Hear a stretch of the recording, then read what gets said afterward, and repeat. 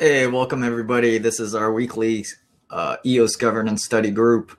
I was a little bit delayed today, so and I just kind of promoted it kind of last second here. So I'm not sure if anyone's going to show up, but if anything, this will be a YouTube video, and we'll just go from there. Hey, I think first person showed up. um, Shaheen. Hey, do you want to get on? Maybe discuss some governance? Are you kind of okay or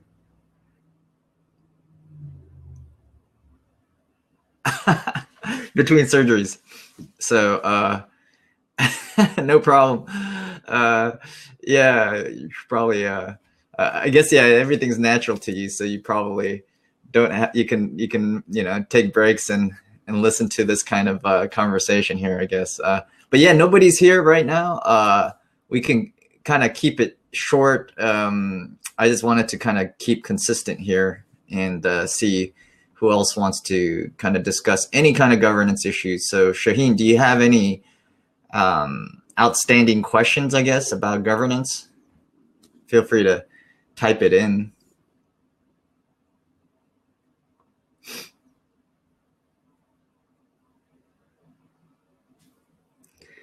So if not, yeah, I don't know much about Amsterdam's version 3. I could pull that up if I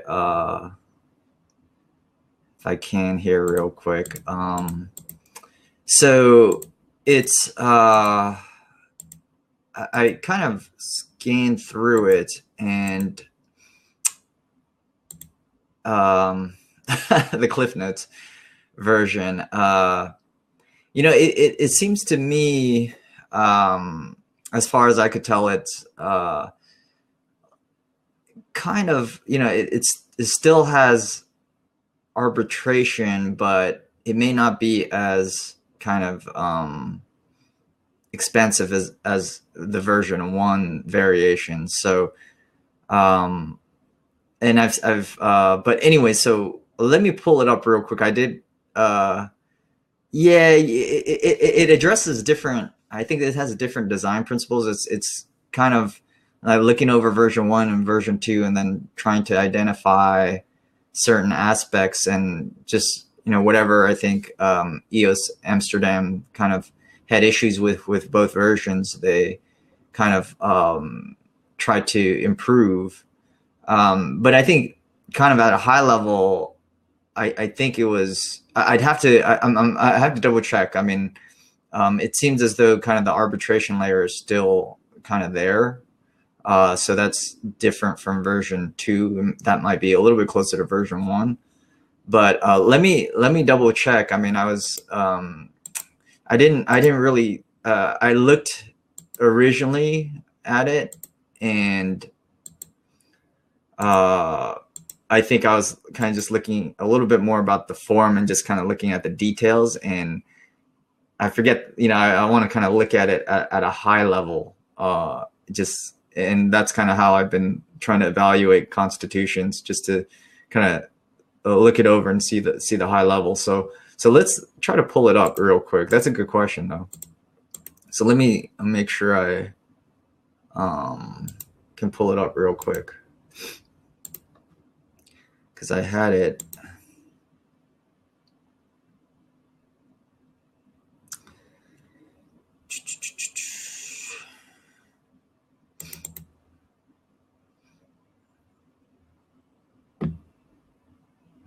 So let me also just pull it up and hopefully screen share here a little bit.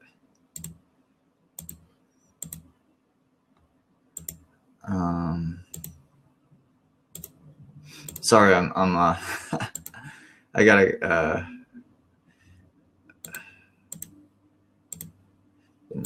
kind of. So let me screen share here.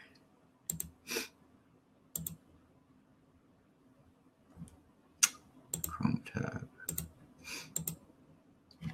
So I'm just screen sharing here. So just going over it real quick, you have EOS charter. The name's different right now. It's and I believe this is the latest. There was another file.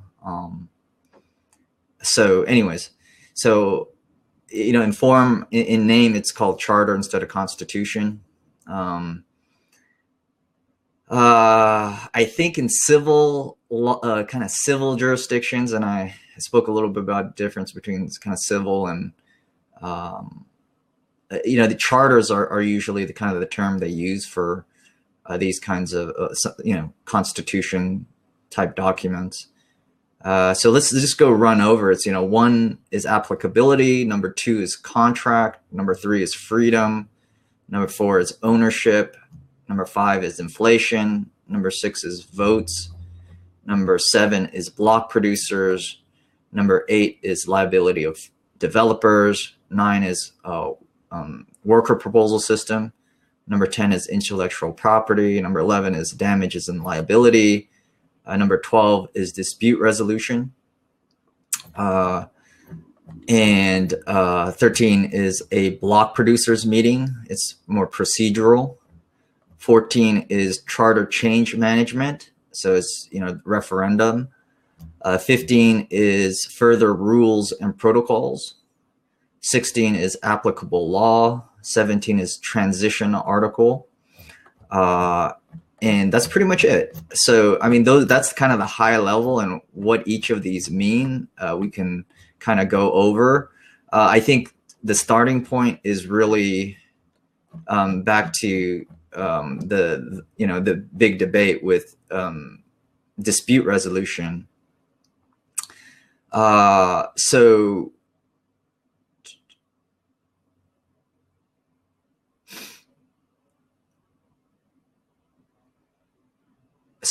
this is, it's at least the first statement shows that, this court or arbitration, if, people have selected an arbitration forum or arbitrator, then that's fine. 12.1 is, you can resolve the issue. That's when you actually have a contract. So 12.2, if there's no other forum that has been agreed to by the parties, so this is more about default arbitration, all disputes arise in connection with the charter and our EOS shall be settled in accordance with the arbitration rules of the selected arbitration provider. So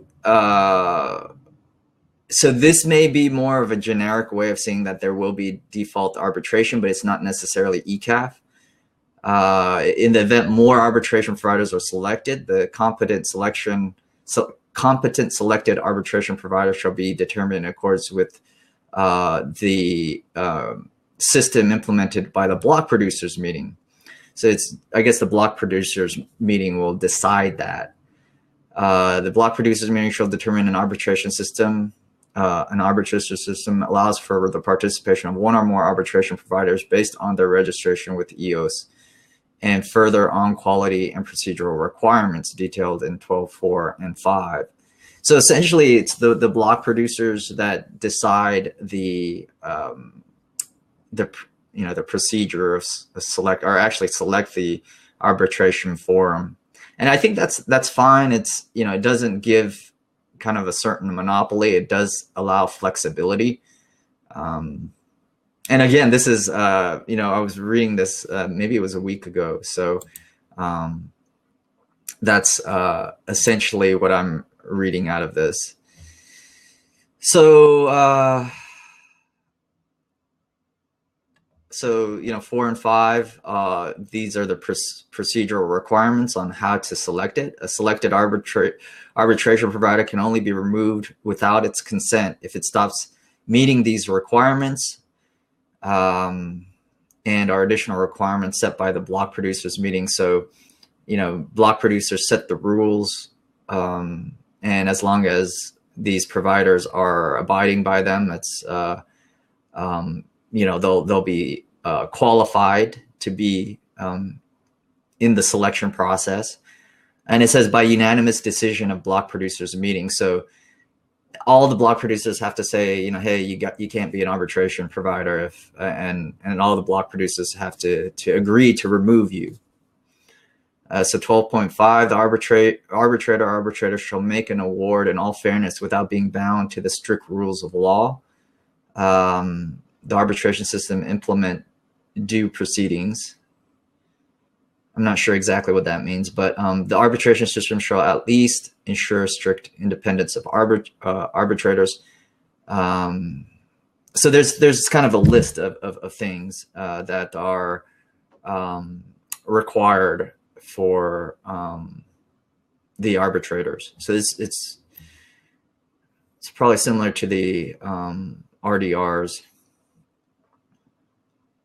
I assume. So, and then block producers meeting is in 13th. There's certain, you know, there's this procedural, you know, what time do we meet? And when you have, you know, company bylaws, it's the same thing. You have to have the procedures written in the bylaws. You know, when do you meet? How do you inform people so that there is a proper notification of everybody who's involved in this organization?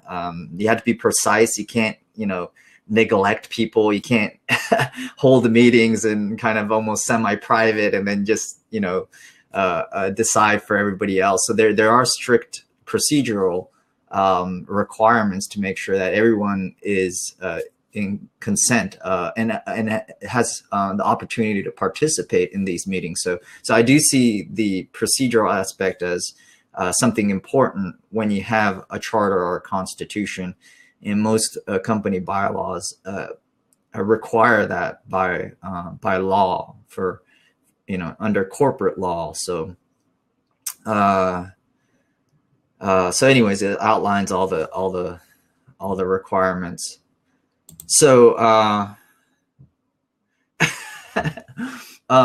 so Shaheen, are you still there? Just in case, are you? Okay, cool. So anyway, so hopefully that helps with interpreting this constitution. I do, you know, thanks. Yeah, I do think it's good. I mean, it gives a little bit more flexibility with deciding on the base layer arbitration. It gives kind of the block producers that power. So I do like that. It's not too heavy of a constitution. It's very clear, it seems. So I like it overall. I like it overall. I'll go through the details a little bit more, but I just wanted to kind of review kind of the high level aspects. It does also show, it does have the parameters in there with the inflation and section 5, and then the worker proposal section 9. So I think that's good. You know, it has some level of indicating what parameters are, you know, what important parameters are currently in the system. So, but, you know, the big debate is, you know, what if people really want a worker proposal, and the inflation rate is probably not, yeah. So the, you know, 4% is significant. That's going to be I think, an issue that's going to be debated. And then the 1% for block producers is kind of, you know, it's good to have that written in the Constitution. So anyways, so that's pretty much it. So I think there was a question. I don't know if, hey, Jaren. So that's pretty much it. We just kind of went over the EOS charter from EOS Amsterdam at a very high level, very quick overview. I do think it is, it has a nice construction. So we'll see. I mean, we'll see how this compares to kind of all the other constitutions that are presented for us. I think the one thing I wanted to chat about other than that is just the idea of the powers of block producers, because I think that's important. And recently in the Gov channels, I started to realize the importance of code is law, really, and the potential dangers of having too much power amongst block producers to be able to change anything, really. I mean, even version 2 with intent of code is law, block producers have the ability to update and fix code. They don't necessarily provide restitution, but just having the power to update code is very, there's a danger there that, you can essentially change the code if you have the majority of block producers to really wreak havoc, I think, on the system. Or you can you can essentially try to take large amounts, let's say, from an account. All right, you can control the permissions of any account, then you have kind of incredible powers. So I started to go back to the idea that, hey, maybe we should rethink the power of block producers. A super majority of block producers is still not, maybe not enough, to have to trust. I do think the idea that you have these, you have a smaller set to monitor and stay vigilant on is okay. And you can also reverse a transaction. So if block producers do something wrong, you could reverse it back with a new set of block producers. But my thought is that, you know what, it's like we have to be careful with any kind of power. And